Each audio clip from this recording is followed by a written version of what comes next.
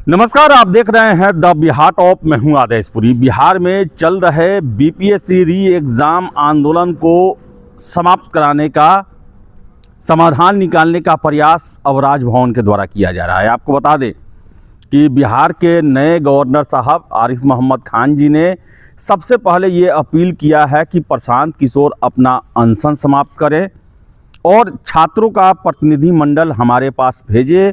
हम हर संभव प्रयास करेंगे कि कोई ना कोई समाधान निकले। इसके साथ साथ 10:30 बजे जो है प्रशांत किशोर ने छात्रों को अपने पास बुलाया है। शेखपुरा हाउस में उनके प्रतिनिधि मंडल से मिलेंगे और हो सकता है कि राजभवन के द्वारा ये जो प्रस्ताव भेजा गया है उसको लेकर छात्रों के एक प्रतिनिधि मंडल को प्रशांत किशोर या तो भेजे या लेकर खुद पहुँचे। तो बता दें आपको हम कि सरकार के द्वारा जो है, अगर देखा जाए तो बिहार सरकार और बीपीएससी के द्वारा अभी तक तो कोई पहल नहीं की गई है और प्रशांत किशोर आज 12वें दिन जो हैं वो लगातार अनशन पे बैठे हुए हैं। अस्पताल से उन्हें छुट्टी दे दी गई, लेकिन तबीयत जो है उनका लगातार बिगड़ते ही जा रहा है, क्योंकि अनशन पे रहने के कारण जो है वो शरीर में बहुत सारी समस्याएं आती है। और बताएं आपको हम कि गवर्नर साहब के द्वारा जो है वो सबसे पहले अपील की गई है कि प्रशांत किशोर अपना अनशन समाप्त करें, अपने जीवन को दांव पर न लगाएं और छात्रों के प्रतिनिधि मंडल को भेजे। हम पूरा प्रयास करेंगे कि हर संभव प्रयास करेंगे कि इसका समाधान निकले और इसी को लेकर प्रशांत किशोर ने 10:30 बजे बैठक बुलाई है। आपको बता दें कि जन सुराज के द्वारा ही ये जानकारी दी गई है कि गवर्नर साहब के द्वारा पहल की गई है। आपको बता दें कि इससे पहले भी जन सुराज के जो अध्यक्ष हैं और उनके साथ एक प्रतिनिधिमंडल जो है वो राज्यपाल जी से मिला था और सबसे पहले राज्यपाल जी ने वहाँ पर प्रशांत किशोर की तबीयत को लेकर पूछा और ये भी अपील की थी कि प्रशांत किशोर जी को अपना अनशन समाप्त कर देना चाहिए और आगे बातचीत के माध्यम से जो है वो रास्ता निकालने का प्रयास किया जाएगा। और आपको बता दें कि आज वो पहल राज्यपाल जी के द्वारा किया गया है और हो सकता है कि छात्रों का प्रतिनिधि मंडल जो है वो गवर्नर हाउस जाए, वहाँ पर उनसे मिले, अपनी समस्याओं को बताए। लेकिन दुखद बात ये है कि सरकार के द्वारा ऐसा पहल नहीं किया गया। हाँ, किया गया 30 दिसंबर को, आपको याद होगा कि मुख्य सचिव से मिलने के लिए छात्रों का 2 प्रतिनिधि मंडल गया। एक प्रशांत किशोर लेकर गए, दूसरा पप्पू यादव लेकर गए। लेकिन आप देख लीजिए 15 दिन हो गए, उसका कोई भी रिजल्ट नहीं आया।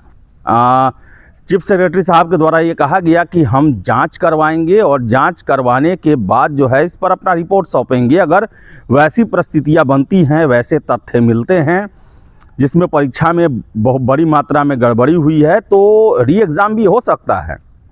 लेकिन आपको बता दें कि अभी तक उसको लेकर कोई भी रिपोर्ट चीफ सेक्रेटरी साहब के द्वारा नहीं दिया गया है और ऐसे में छात्रों के मन में भी ये बनते जा रहा है कि आखिर क्या वजह है कि रिपोर्ट नहीं दिया गया।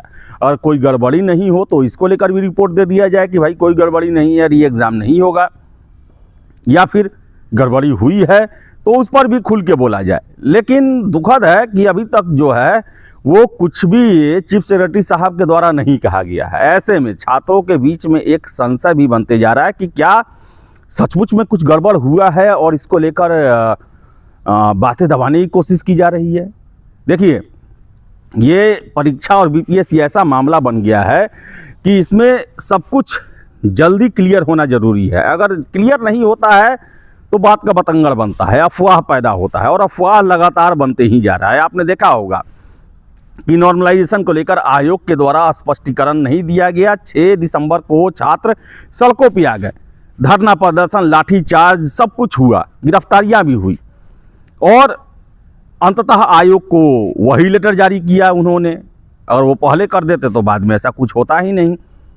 और ये भी देख रहे हैं आप कि 18 दिसंबर से जो री एग्ज़ाम को लेकर आंदोलन शुरू हुआ वो अभी तक जारी है। आज 13 जनवरी हो गया और अभी भी छात्र गर्दनी बाग में बैठे हुए हैं, प्रशांत किशोर अनशन पे बैठे हुए हैं।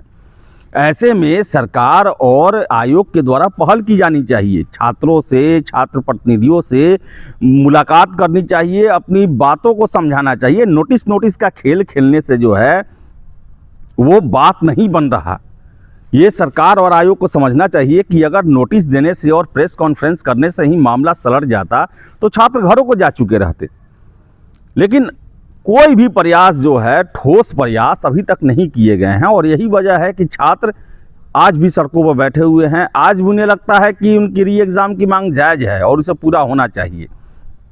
परसों आपको बता दें, परसों 15 जनवरी को पटना हाई कोर्ट में भी सुनवाई है और उसे भी लेकर छात्र आशान्वित हैं कि उसमें भी कुछ परिणाम निकल सकते हैं। हालांकि वकील साहब जो हैं वाई वी गिरी जी, उनके द्वारा ये कहा जा रहा है कि ये पूरा आधार बनता है कि हमारे पक्ष में निर्णय आएगा।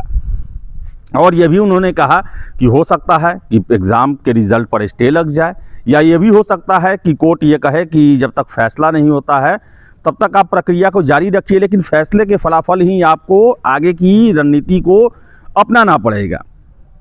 तो कुछ भी हो सकता है, लेकिन आपको बता दें, राजभवन से कोशिशें हो रही है लेकिन एक अन्य मार्ग से कोशिशें नहीं हो रही हैं। राजभवन में प्रतिनिधियों को, छात्रों के प्रतिनिधियों को मिलने के लिए बुलाया जा रहा है, लेकिन बीपीएससी आयोग से किसी को बुलाया नहीं जा रहा। तो बता दें, आयोग और सरकार जो हैं वो भी अपने स्टैंड पर खड़े हैं। आपने देखा भी होगा, सुना भी होगा कि कैसे प्रशांत किशोर को धरना के लिए जगह नहीं दिया जा रहा।